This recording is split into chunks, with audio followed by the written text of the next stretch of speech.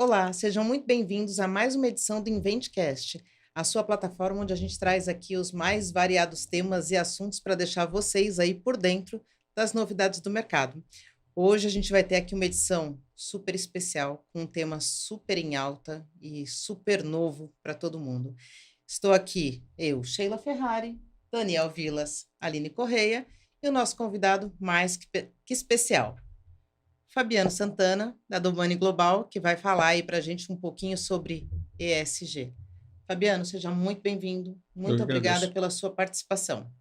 E agora a gente vai aí com uma quantidade grande de perguntas para o Fabiano, de um tema que a gente ainda não tem muita claridade aí no assunto, mas a gente vai entender bastante com ele. Obrigada, uma aula, Fabiano. né? Já estava dando uma aula aqui nos bastidores, então... Batendo um papo sobre a viagem, né? Um papo sobre a viagem, acabou de chegar de viagem, vai viajar amanhã de novo. A gente só se diverte. Seja bem-vindo, Fabiano. Muito obrigado. Queria te convidar para contar um pouco da sua história, num primeiro momento, para a galera que está nos assistindo, te conhecer um pouco melhor. Perfeito. Quem é o Fabiano? Sim. Como que nasceu a Domani? Sou mineiro, né? Tenho 1,84 m de altura, pele clara, cabelo meio branco, meio escuro. Estou vestindo uma camisa branca em nome da Domani Global. E assim, o que nós percebemos, né, hoje em dia é que oportunidade faz toda a diferença. E o setor de tecnologia, sem sombra de dúvida, mesmo no Brasil não sendo tão avançado como em outros países, ele gera essas oportunidades. Oportunidade de inclusão, crescimento das pessoas. Eu tive essa oportunidade, eu trabalhava em Belo Horizonte. Meu primeiro trabalho foi numa feira vendendo suco na rua. Mesmo. Alguém aqui conhece Belo Horizonte? Opa, já. Você conhece a feira hippie da Afonso Pena? Cara, eu conheço os barzinhos da Savassi. Os barzinhos da Savassi. Daniel sendo Daniel. Daniel sendo Daniel. No domingo, tem a maior feira da América Latina, em número diferente, acontece em Belo Horizonte. Fica na Avenida Afonso Pena, uma avenida muito famosa de lá. São aproximadamente de 5 a 6 mil feirantes, tá? Uma feira municipal. Então lá tem salgado, artesanato, né, alimentação, artesanato, e muitas empresas de São Paulo, empresas que eu digo lojas, compram produtos lá, etiquetam em São Paulo e vendem em São Paulo. Então, desde criança, eu conheço os paulistas por causa disso, né, como um bom mineiro. E eu ficava vendendo suco nessa feira. Eu sou filho adotivo, né, e minha mãe adotiva não era casada. Aí eu fui adotado já no hospital, então sempre foi super transparente essa questão lá em casa. E aí você aprende, na realidade, assim, desde pequeno a ser empreendedor.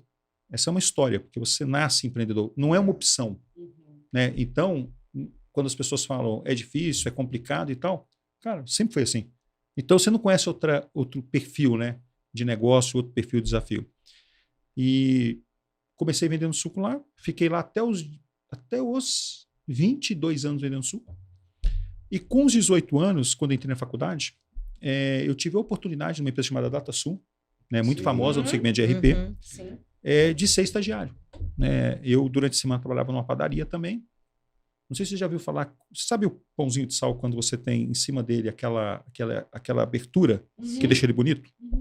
Aqui a gente chama aquilo de giletar o pão. O pão crescia à noite, você chegando de manhã na padaria, você gileta o pão.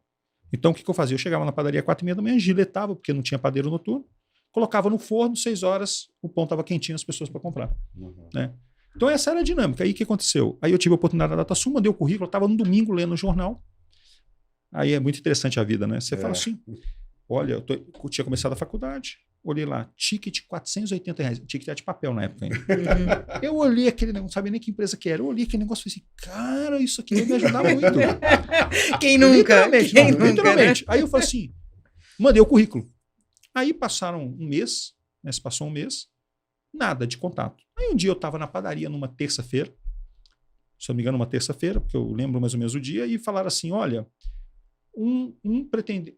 uma pessoa desistiu da entrevista, você pode vir agora?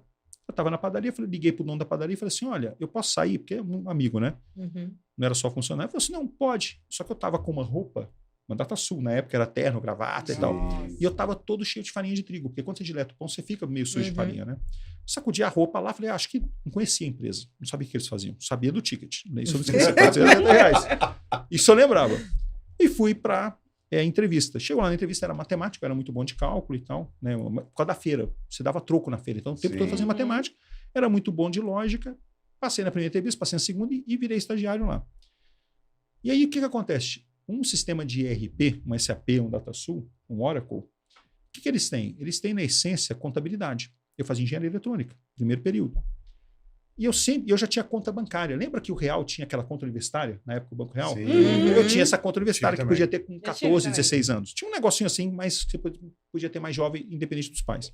Eu tinha essa conta no Banco Real. E na minha cabeça, débito sempre tirava dinheiro da conta e crédito sempre colocava dinheiro na conta. No meu primeiro dia lá nesse curso da DataSul, a instrutora falava, debitou na conta contábil. Quando você debita na conta contábil, sobe o valor. Quando você acredita, você diminui o valor. Deu um nó na minha cabeça. Cara, porque você não entende. Quem não é contador administrador não compreende essas transações. Fui para casa de um amigo meu que fazia o FMG, contabilidade. Tinha lá 5 livros de contabilidade. Peguei os 5 livros, fiquei a noite inteira lendo 5 livros de contabilidade. Contabilidade, razão, balanço, balancete. Nossa. Tinha um negócio chamado CMK, que é Contabilidade e Moeda de Capacidade Aquisitiva Constante. Na época tinha inflação no Brasil. Hoje desconhecida, né? Mas na época tinha essa questão de conversão de balanço. E também um negócio chamado FASB, que era um balanço em inglês. Estudei tudo. No dia seguinte comecei a compreender o que a mulher falava. O nome da instrutora era Joana. Eu esqueci o sobrenome dela, mas Joana. Marcou, né? Marcou, porque é muito complicado você entender contabilidade fazendo engenharia no primeiro semestre. E numa equação que era o inverso do que você está acostumado a fazer. Um balancete, um Tzinho, né? Que o pessoal brincava lá e tal. E aí, foi assim a vida toda. Aí eu entrei para isso. Aí eu era estagiário, fui depois pré-venda, fui vendedor, fui gerente de vendas na filial Belo Horizonte.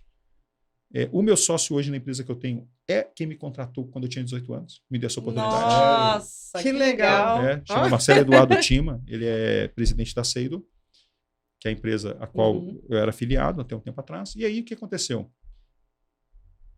Participei da DataSul, e aí a DataSul Belo Horizonte me convidou para vir para São Paulo. Aí eu saí da feira, minha mãe continuou, vim para São Paulo.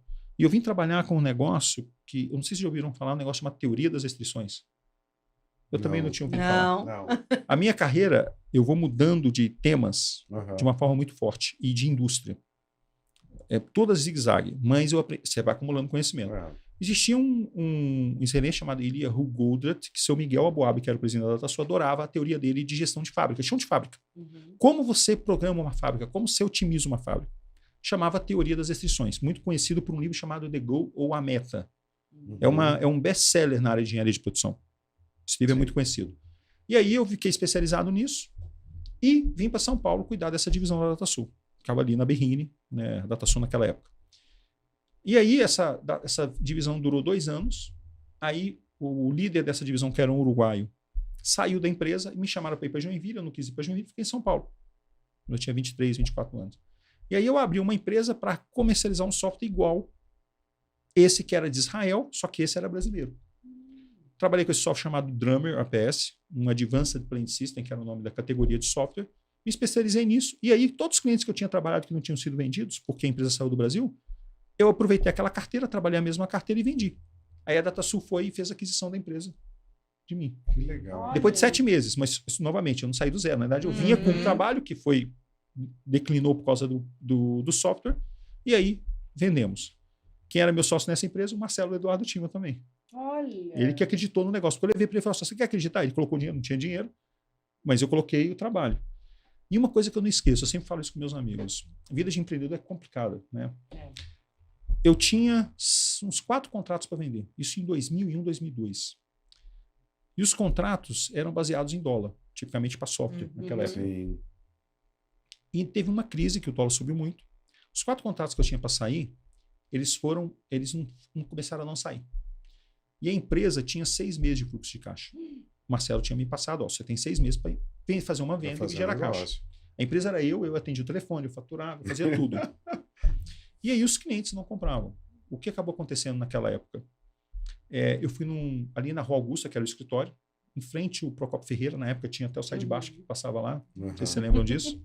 Muito tempo atrás, né? Muito antigo isso. Ai, que chato, eu lembro. Sai de baixo. Sai de baixo. Eu sei. Eu falo assim, eu falo isso com a minha filha, ela fala assim, sai o quê? Ela tem 14 anos. Aí o que aconteceu? Eu estava indo almoçar e, sem contrato, era o último dia que eu tinha dinheiro para pagar as contas. Último dia. Era assim, último. Era as horas, não era nem dias. Fui almoçar, eu geralmente almoçava mais tarde. Cheguei no self-service que eu sempre almoçava ali, self-service grande, peguei purê de batata, peguei alface, peguei uma proteína, um bife, um frango, não me lembro. Mas na hora que eu fui pesar, o que eu lembrei? Não tem como pagar amanhã. Voltei, porque eu estava vazio, porque já era 2 da tarde, tirei o purê de batata. Olha a mentalidade. Beleza, fui, almocei, falei assim, cara, tô ferrado, 3 horas da tarde. Fui pro cafezinho do Casa do Pão de Queijo, fica ali na esquina, onde era o... Sentei para tomar um café. Demorei 1 hora tomando café, conheci o pessoal lá, né, que eu ia sempre lá. Cheguei no escritório, sentei na minha mesa. Era eu, né, não tinha secretário, era eu e eu, né. Tocou o telefone. Cliente A, Fabiano, vamos fechar amanhã o contrato. Sentei na cadeira e falei assim, cara, meu, nem acreditei, assim, é surreal. Vou pegar dinheiro emprestado para almoçar amanhã, porque eu vou ter como pagar, né? Meia hora depois, liga, toca o telefone de novo. Outro cliente falando, vou fechar o contrato. Aí eu falei, você tá de brincadeira. É um sinal.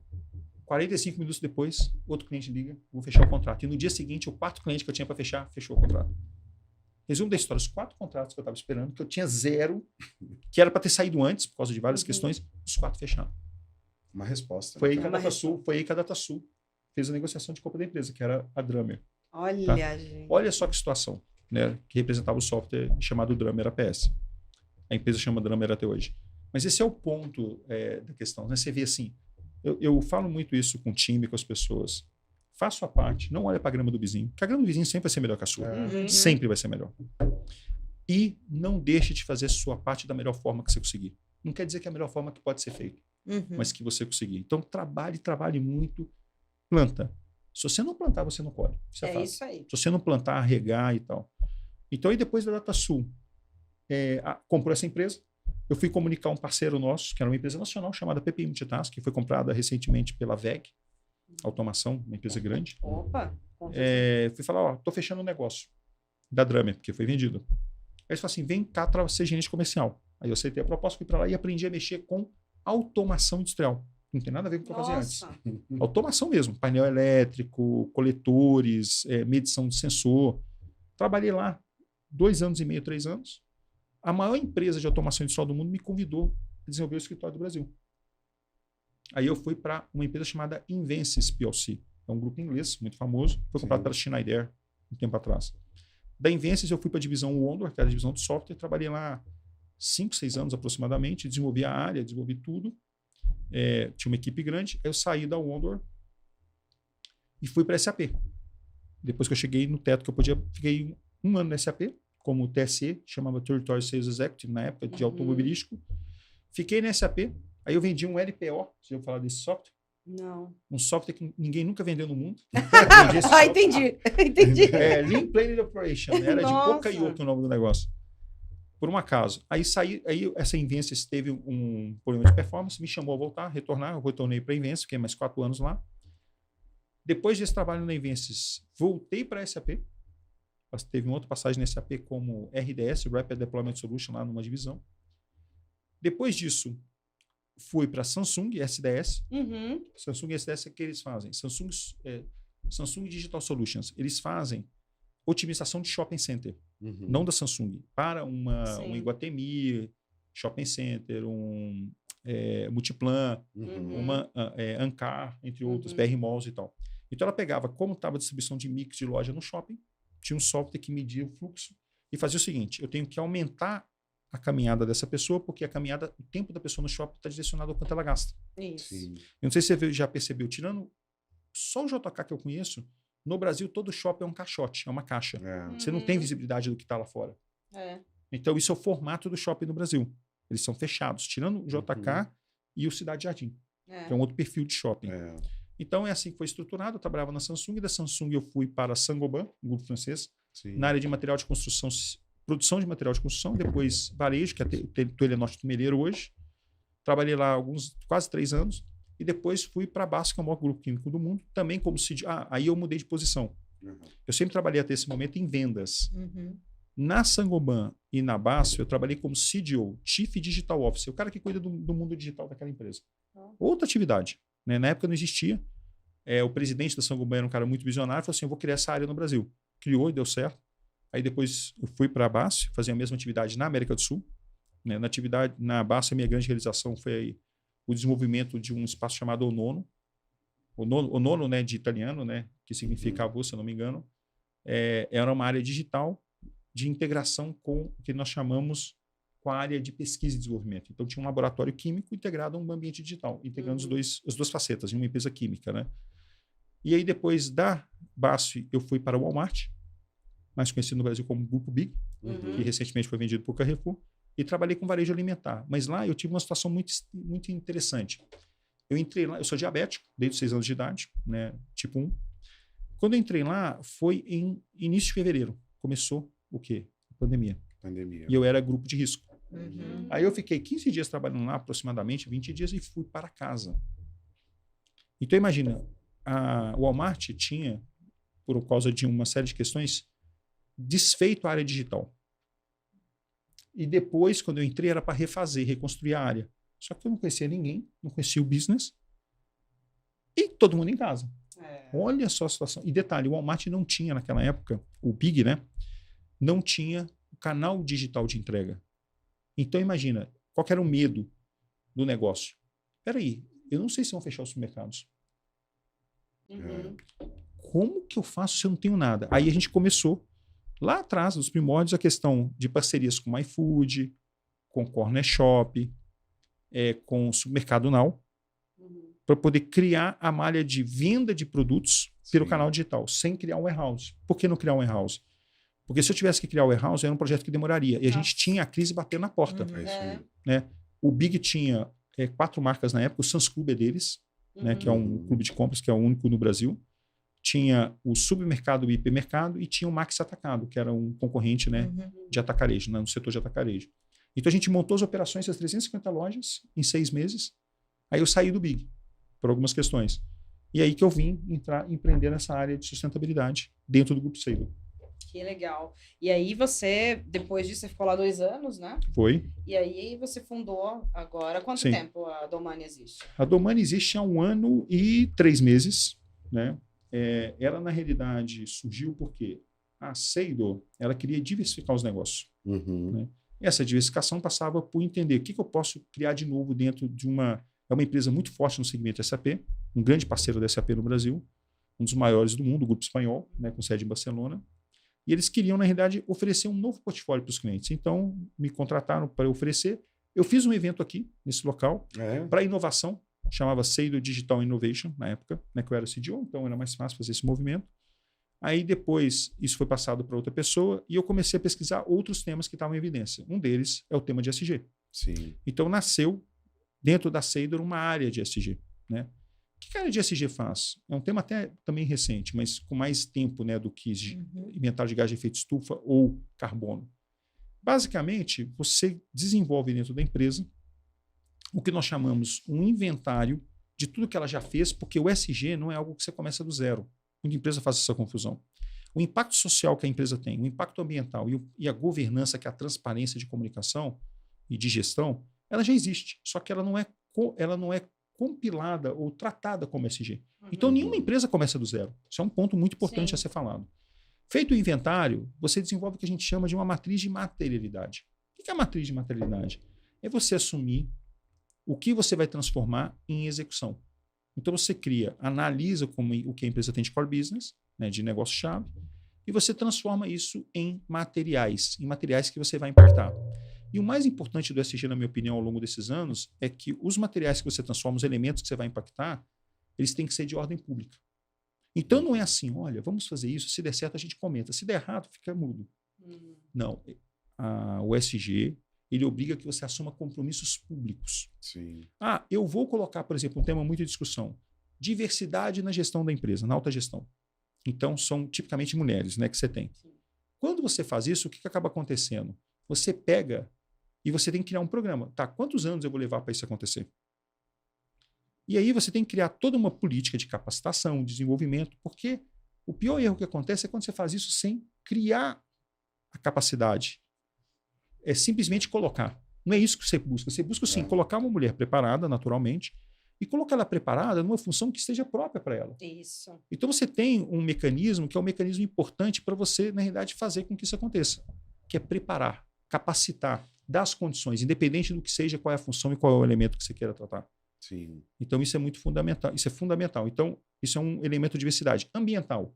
Como é que eu faço a tratativa ambiental? Como que eu sou responsável com o meio ambiente? E como que eu provo isso? Não é só falar, é fazer. Uhum. E a questão de governança, a mesma coisa. Como que eu sou transparente? Parte da transparência é assumir os compromissos públicos. Uhum. E não é transformar a empresa, por exemplo, 50% dos homens, 50% mulheres, de um dia para o outro. Você Não. pode demorar anos para fazer isso, não tem problema, mas fazer da forma certa. Uhum. Então, são alguns exemplos, né, de como você pode tangibilizar o ESG. E o ESG, tudo na vida, a gente, quando olha para um lado de empresário, tem que ser transformado em dinheiro. Sim. Porque se você faz uma política dessa e a empresa não dá dinheiro, você não vai conseguir perpetuar isso no tempo. Isso. Né? Então, o que a gente diz? O ESG é o que a gente chama de gestão de risco.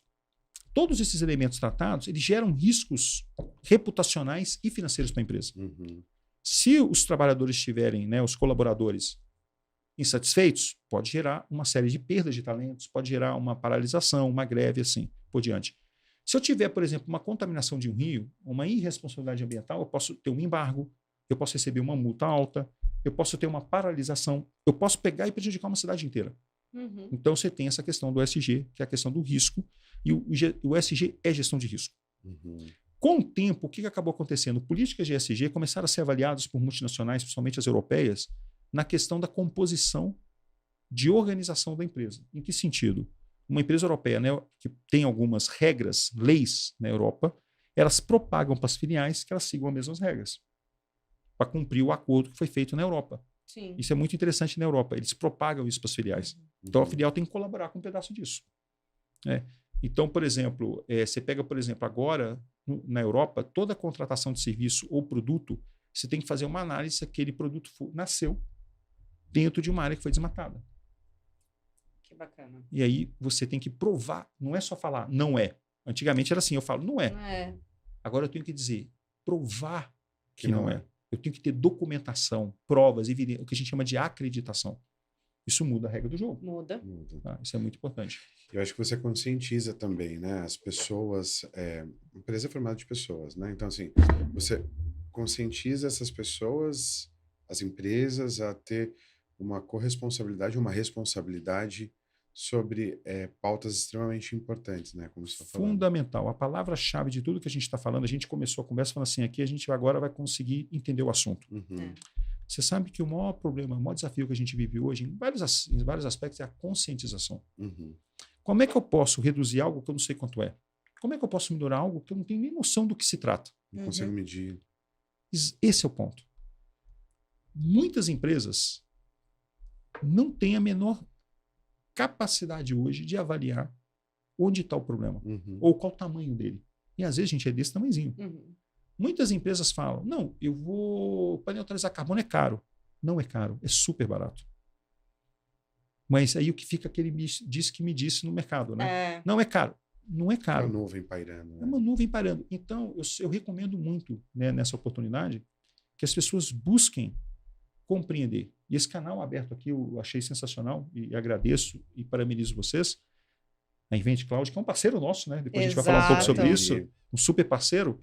É justamente essa oportunidade, você consegue abrir oportunidades na cabeça das pessoas de entendimento, compreensão e também conexão.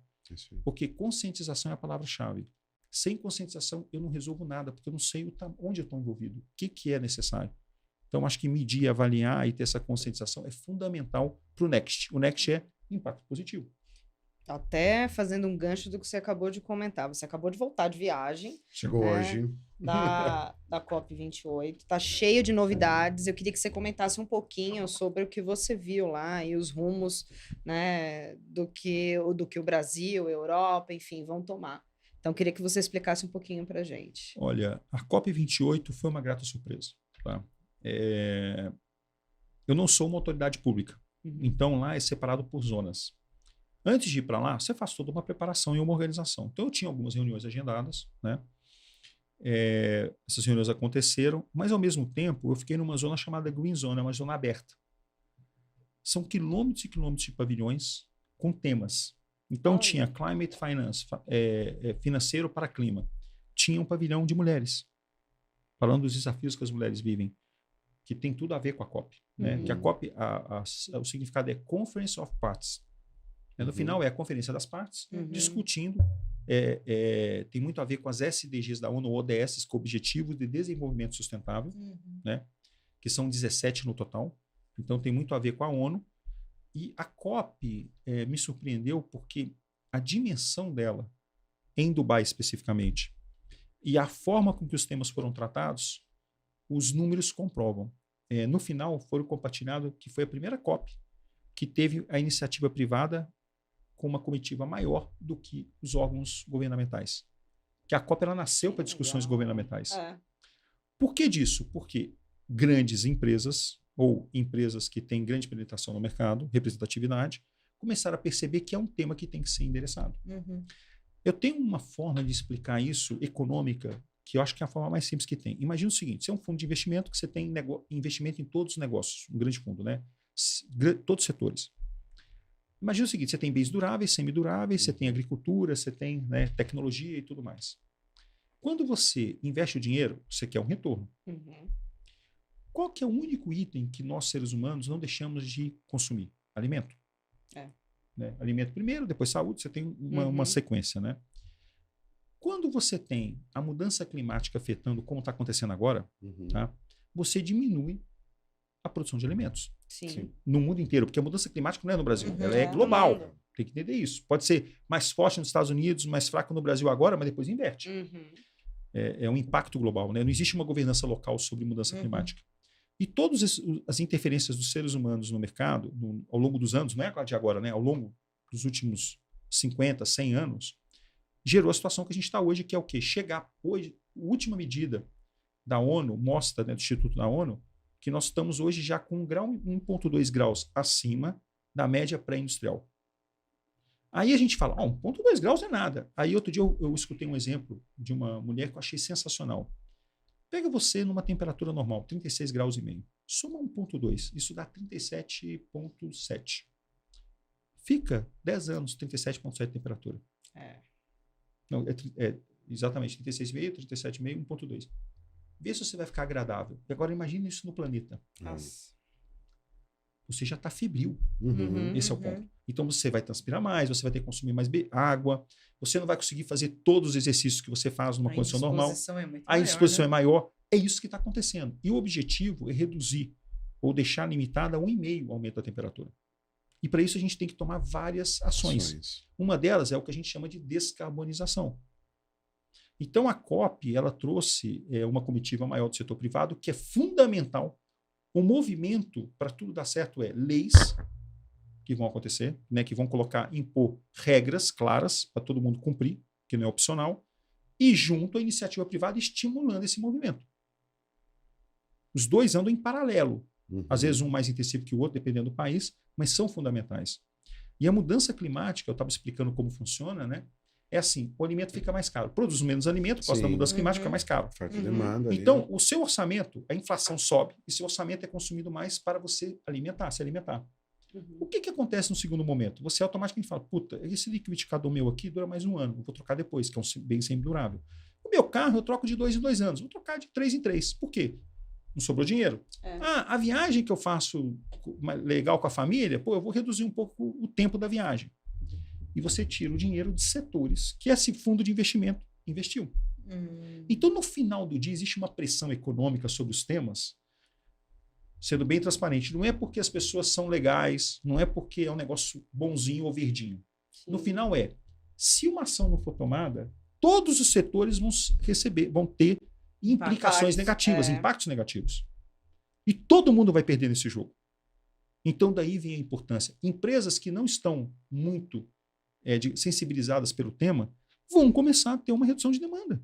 Com certeza. E tudo isso vai impactar a economia como um todo. Então, por isso que tem tanto interesse. E cada dia vai crescer mais o interesse. Porque é um tema sensível para o ser humano e, consequentemente, para a economia. Fabiano, aproveitando esse gancho, queria entender contigo o seguinte. Quais são os desafios para as pessoas? Como que a gente pode impactar positivamente as pessoas? Sim. Como que a Domani consegue ajudar tanto as pessoas quanto as empresas a ter essa conscientização positiva sobre esse tema? Olha, eu vou trazer uma visão de campo, né? Fazendo os projetos, participando dessas discussões com empresários, donos de empresa e também membros de conselho, né? Que são empresas de maior porte. No final, lá atrás na Andomani, a gente começou, hoje está disponível ainda, tá? Uma calculadora de carbono para a sua casa. Você chegava lá, fazia a medição e comprava crédito de carbono. E o que nós percebemos? Não existe um estímulo para isso, nem governamental, nem institucional. Aí nós mudamos tudo, né, que até essa parceria com a Event Cloud, que é o quê? Eu preciso gerar a conscientização das pessoas, só que eu não consigo fazer isso de um em um. Eu tenho que fazer isso em um efeito de alcance. Onde que isso acontece? Nas empresas. As empresas, elas têm já atribuições nesse sentido. E uma empresa, o que é? Um grupo de pessoas. No final é isso, né? Quando você capacita as pessoas da empresa, você está capacitando pessoas físicas também. Isso. Porque o ser não é diferente dentro da empresa e fora da empresa. Podem ter comportamentos um pouco distintos, mas no final é a mesma pessoa. E lembra que a gente falou sobre conscientização? A conscientização que ela tem dentro da empresa, ela leva isso para a vida dela, para o filho dela. Então, são 2 pontos. Primeiro, para as pessoas. Eu diria que as pessoas têm, então, lá das empresas, educando elas sobre o tema ESG, inventário de gás de efeito estufa, neutralização e mudança climática. Ao mesmo tempo, tem uma outra pressão do mercado que eu tenho percebido muito forte. Minha filha tem 14 anos, está na 7ª série. 8ª série, se não me engano. Acho que 8ª série. Está indo para a 9ª. Chama Esther. O que acontece? Pode ser um fato bem complicador na sua vida. Sabemos. O que acontece? Eu fui no evento na escola dela, e no evento da escola dela se falava de ESG. Nossa, que legal. Se falava de ODS, Objetivos de Desenvolvimento Sustentáveis. Aí eu fui na escola, né, de 2 crianças, né, que eu conheço, outro dia, a mesma coisa. Eles estão fazendo um projeto sobre as ODS da ONU, uma discussão num painel da ONU, cada um defendendo uma ODS. Então, existe uma pressão familiar que é assim, a gente aprende pela empresa, e do outro lado, as crianças, nessa faixa etária até 18, já são educadas com esses temas. Eu não tinha isso na escola. Aliás, até trabalhar com isso, eu nem sabia que isso existia. Não, pra gente já está sendo uma aula, inclusive, porque assim, acho que desmistificar tudo isso, né, é super importante pra galera que está assistindo, inclusive. É um tema novo, né, relativamente novo. Que legal, mas desculpa te cortar. Não é só nem só isso, né? ESG. Tá em alta, né? Está em alta, muito alta. Todo mundo está tendo que... obrigatoriamente está tentando se conscientizar até mesmo pelo que está acontecendo no planeta, né? Mas essa parte da neutralização do carbono, eu sinceramente não conhecia nada. Então, você emite carbono quando você usa seu carro, né? Quando é um carro etanol ou um carro gasolina. Você emite carbono quando você consome energia na sua casa. Né? A matriz energética brasileira é considerada uma das mais limpas do mundo, isso é fato. Só que a matriz energética brasileira, quando produz da hidroelétrica, ela também gera carbono. Porque tem a termoelétrica, que é a gás ou biomassa, que é um carvão. Você tem energia solar, você tem o parque eólico, né, que é energia do vento. Então, todos esses elementos, eles geram uma emissão de carbono que, quando você recebe sua conta em quilowatt, né, que geralmente a unidade de medida de consumo é quilowatt ou megawatt, quando é uma empresa, você converte isso em carbono. Tem uma matriz que diz, nesse mês, o Sistema Nacional Integrado, ele emitiu tanto de carbono. Né? Quando você tem um gerador que você vê em festa e tal, ele emite carbono. Sim. Tá? Que é a diesel, tipicamente. A maioria, né? Então, com essas emissões, você consegue neutralizar através de uma medição. E aí que vem essa questão da conscientização. É você saber quanto você emite. No projeto que a gente tem com a Event Cloud, qual que é o objetivo nosso, né, junto com a Oracle? É criar um sistema, uma solução, que já está até desenvolvida, pronta para um pequeno empresário, um microempresário, poder atuar reconhecendo quais são suas emissões e neutralizar as emissões se ele desejar. Que é um mercado voluntário que a gente chama, não é obrigatório. Mas isso pode se converter para ele em 2 benefícios. Um é o banco, como eu falei, existe a resolução do Banco Central que exige em qualquer instituição financeira que está amarrado ao Banco Central, né, vinculado ao Banco Central, que é todas que são bancos, né, faça uma análise socioambiental climática, do risco socioambiental climático daquela empresa. Então, quando ela parte para esse princípio, ela diminui esse risco, porque ela tem ações e ela vai comprovar essas ações, não é falar, né, é provar que está acontecendo. E, ao mesmo tempo, essa empresa, quando ela também adota essas práticas, ela também tem uma outra característica muito comum no mercado hoje, que a gente está até conversando antes com a Aline. Sim. É assim, toda grande empresa solicita uma análise socioambiental do seu fornecedor. Sim. Então, você recebe uma planilha que é uma autodeclaração. Você tem trabalho escravo? Sim, não. Análogo ao escravo? Não. Você cuida dos bichinhos? Sim. Você planta uma árvore todo ano? Sim. Qual que é o problema disso? Aí vem gestão de risco. Recentemente, algumas empresas tiveram uma autodeclaração, fornecedor de grandes empresas, e descobriram, por exemplo, um exemplo recente, trabalho escravo nesse fornecedor. Onde isso se reflete? No pequeno fornecedor ou na marca? Na marca. Ninguém vai falar lá do João que tem uma ferramentaria. Vai falar da marca que consome do João, que tem uma ferramentaria que tem um trabalho análogo a escravo. Deixando claro, a gente tem que separar o que é trabalho análogo a escravo ou trabalho escravo. São duas coisas distintas. Tá? Às vezes a gente confunde, mas são trabalhos que estão fora de um padrão determinado por lei. Tá? Então, às vezes é uma coisa que não é tão gritante, mas é um desrespeito à lei e é análogo ao escravo, por várias questões. Então, essa empresa repercutiu nessa marca. O que a gente criou? A gente criou na Domani, né, o que a gente chama de sustentabilidade como serviço, que é sustentabilidade, uma plataforma em cloud, né, por isso até da parceria da Invent Cloud. Sim. O que ela faz na prática? Ela permite que pequenos negócios, médios negócios, atuem fazendo a gestão do seu ESG e das suas emissões de gás de efeito estufa. E não só fazendo, como mitigando e reduzindo as emissões, que a gente chama de descarbonização. E quando ela descobrir qual é o delta que falta para ela descarbonizar, ela pode comprar o crédito de carbono e ficar neutra.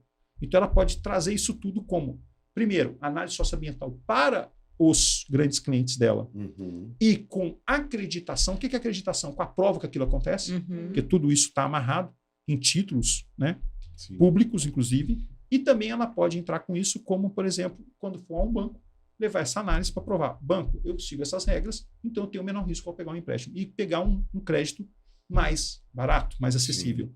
Na prática, esse crédito de carbono é o quê? Eu ia fazer essa pergunta. Vamos lá.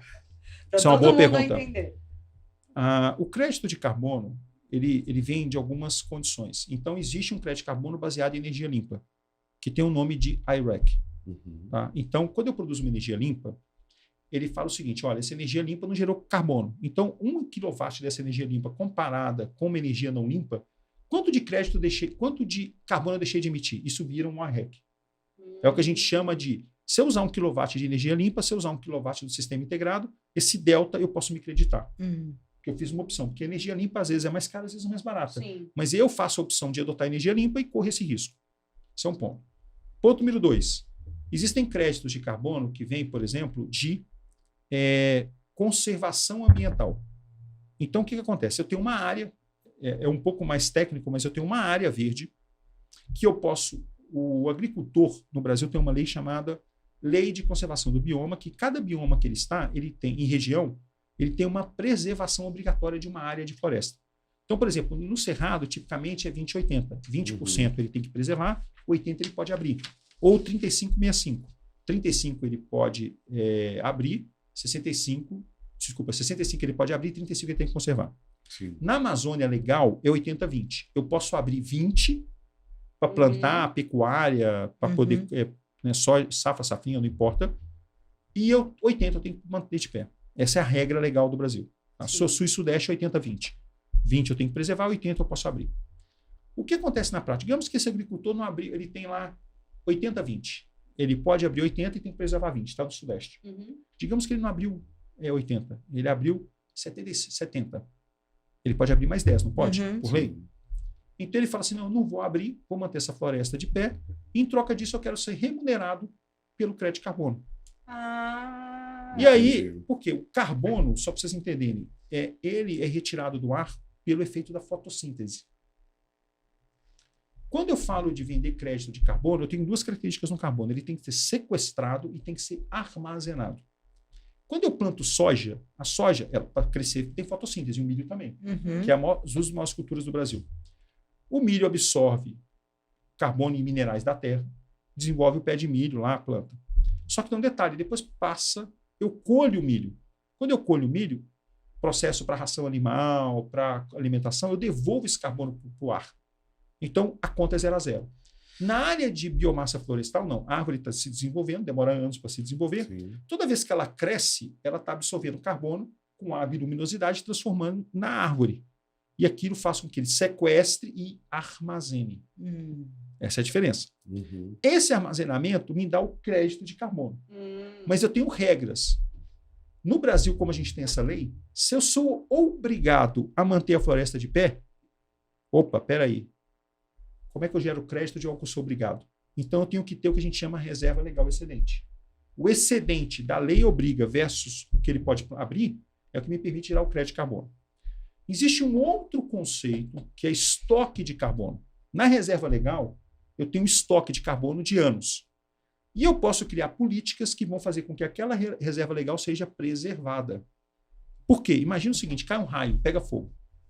Pode queimar um pedaço da floresta que ela queima e me devolve o dióxido de carbono para o ar. Uhum. Se eu tenho lá processos, numa fazenda, que me permitam reduzir o impacto de uma queimada acidental, eu automaticamente também posso usufruir que a gente chama do crédito de estoque de carbono, que não é o que nós chamamos de crédito de carbono, é um outro conceito. Sim. O mercado permite todas essas abordagens. Então, quando eu pego uma área, eu faço uma abordagem técnica, é um projeto que demora de 8 a 12 meses, para gerar estes títulos de ordem pública que me permitem vender esse crédito para quem, por exemplo, a lojinha que quer reduzir as emissões. E uma coisa muito legal, a pequena empresa que é cobrada pela grande, existe o conceito que é escopo 1, 2 e 3 de emissão de gás de efeito estufa. Escopo 1 e 2 escopo 1, emissões diretas. Se o prédio é seu, é uma emissão direta sua. Se o carro é seu, da empresa, é uma emissão direta da empresa, o combustível que ele consome. E existe o que nós chamamos no escopo 2, consumo energético. É uma emissão indireta da energia que eu consumo na empresa. O escopo 3 o meu escopo 1 e 2, meu, de emissão, é o escopo 3 de uma grande empresa. Por quê? O escopo 3 são os gases emitidos pelo fornecedor e pelo cliente que está na minha cadeia de valor. Então, quando eu ajudo essas pequenas empresas a atuar no entendimento, conscientização do seu escopo 1 e 2, pela perspectiva da grande empresa, eu estou ajudando ela no escopo 3. Entendi. Onde está o grande desafio das grandes empresas? No escopo 3. Porque é onde ela não tem controle. Não é uma máquina interna, não é um prédio interno, não é um carro interno, não é um transporte interno. É um prestador de serviço. Então, a gente está... isso é uma mega inovação. Atuar no escopo 3 das grandes empresas é o que o SaaS, o Sustentability SaaS, faz. E é o maior desafio das grandes empresas, o escopo 3. E aí a Domani consegue apoiar tanto nessa parte do assessment, né, para te dar aquela visão do que você emite ali, né, quanto na comercialização dos créditos de carbono. A Domani faz todos esses 3 elementos. Ela permite uma grande empresa fazer um grande projeto e ela permite essa empresa comprar o que a gente chama de crédito de carbono ou offset, que é o nome que se dá. Dentro da software da Domani, também tem a inteligência artificial que permite fazer um inset, que é a descarbonização, que é o nome que se dá, inset. A descarbonização é eu melhorar processo. Exemplo muito simples. Sim. Eu tenho 1000 carros na minha empresa que são da empresa. Esses carros, cada funcionário, né, que é o carro de frota que a gente brinca, né, usa o combustível que ele quer. Aí você fala assim, tá, então, como é que você prova isso? Você pega as notas de abastecimento que esses funcionários submetem para a empresa e tem lá gasolina, 90% do total de abastecimento. Você pega e fala o seguinte, tá, agora a empresa institui uma política que só pode abastecer com etanol, senão não é reembolsado.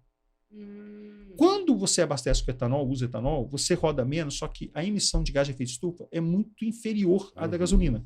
Não é zero, mas é menor. O que acontece? Você gera uma redução de emissão. Isso é descarbonização. Você melhora um processo interno, fazendo com que a emissão seja menor. Então, esse é o grande segredo dessa história, é criar políticas. E aí, nós analisamos toda a volumetria de dados do cliente, nessa estrutura de dados, permitindo encontrar oportunidades de descarbonização. Em vez de ficar uma pessoa pesquisando, analisando, a gente cria essa estrutura pela inteligência. Por quê? Porque como eu tenho clientes de setores distintos, e os setores são interconectados, eu consigo levar uma prática para um e para outro em função do escopo 1, 2 e 3. Porque o escopo 1 e 2 de um é o 3 do outro. Então, você cria essa ramificação dentro da cadeia de valor. Isso é muito bacana, porque as empresas não sabem, muitas, né? Não sabem nem para onde ir, como começar. Né? E vocês estão chegando de uma forma muito inovadora. E uma coisa que a gente sempre testou. Tudo isso acessível e ágil. Não tem um esforço interno. Porque as empresas hoje vivem 2 grandes desafios. Por causa da questão econômica do país, que não está, né, num crescimento vertiginoso, o mundo inteiro não está, né? Mas o Brasil também não. a questão econômica, headcount no Brasil, né? Funcionário custa muito dinheiro, Custa é um custo muito. muito complicado. O que acaba acontecendo? Você não tem consumo de energia interna, que são dos funcionários, dos colaboradores. Do outro lado, além de você não ter esse consumo interno, você faz isso muito acessível, porque está na nuvem. Uhum. E além de estar na nuvem, o preço é muito barato, é uma assinatura mensal. Então, esses dois elementos juntos tornam isso acessível, porque eu não tenho um esforço imenso de botar 10 pessoas da empresa para fazer, e do outro lado, eu tenho um custo mensal muito baixo. Juntando essas duas automações, a integração sistêmica através de APIs, mais inteligência artificial para as análises, eu tenho um processo de descarbonização inset e offset, que é a compra de crédito de carbono, permitindo a empresa ser uma empresa neutra em carbono, ou net zero. E tem uma empresa especializada para fazer isso, né? Para apoiar nesse processo de transformação. Né? Exatamente. Fabiano, cara, foi uma aula. Eu falei assim, a gente não teve nem bate-papo nem aqui, né? conversa. A gente só aprendeu. Foi uma aula e eu acho que isso é muito bom para todos nós, inclusive quem está nos assistindo. Primeiro, eu quero agradecer a sua participação. Eu que agradeço. Vamos marcar outros bate-papos. Vai ser um prazer. Tem muito mais temas aí. Muito Tem mais muita temas. coisa. Tem muita A coisa. gente pode conversar e deve. Então, obrigado pela parceria. Convido vocês a conhecer a Domani também. Se precisar de algo, Fabiano está super à disposição. Aqui Canal do YouTube, dele. canal do Instagram, Isso. website. E um ponto importante, a gente, ao longo dessa jornada, a gente foi aprendendo muita coisa, né? Hoje a gente coloca a Domani como uma empresa que atua com sustentabilidade através de impactos positivos sociais, ambientais e de governança na era digital. Isso. Eu acredito que a integração da digitalização com tudo que provê hoje, que dá acesso, né? A gente vive um mundo de escassez. E na escassez, a gente sempre fica, não, vai acabar, vai terminar.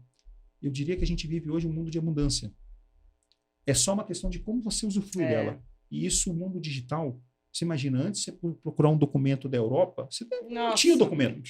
Você entra na internet, hoje está lá a lei. Se você pegar uma inteligência artificial, traduz a lei para você no sentido da sumário, em 5 linhas. Então, assim, a gente vive um mundo que tudo é possível. É uma questão de achar pessoas que têm o conhecimento necessário, uma tecnologia adequada para tornar isso fácil para você seguir em frente. Então, esse é a proposta do Domani. Dar acesso a todo mundo, conhecimento e a execução em si para chegar num mundo melhor. Né? Por isso, Domani, italiano, amanhã. É isso aí. Parabéns pela empresa, pela iniciativa, pela história. Que aula! Muito obrigada por disponibilizar o seu tempo, mesmo aí nessa correria de viagens e tudo mais, compartilhar com a gente. Acho que foi assim um momento muito bom para nós, de aprendizado e outra, sermos parceiros. Né? Fico muito feliz da gente estar fazendo parte da história da Domani, e com certeza a Domani vai fazer parte da história da Invent Cloud. Não, eu que agradeço, porque a parceria é a parte mais básica hoje de qualquer empresa que busca crescer. Você não cresce mais sozinho. Você cresce parceria. Por exemplo, essa oportunidade de compartilhar isso. Compartilhar é fundamental. Conscientização, como você disse, é fundamental. Então, isso nasce através desses momentos. Tá? E eu agradeço muito a oportunidade, fiz questão de estar aqui, porque, para mim, isso não tem preço. Compartilhar e, possivelmente, gerar oportunidades. Oportunidades das pessoas conhecerem, interagirem. A gente está à disposição para isso. Agradeço muito. Obrigado, Fabiano. Valeu, cara. Obrigado. Eu agradeço. Isso aí. Show?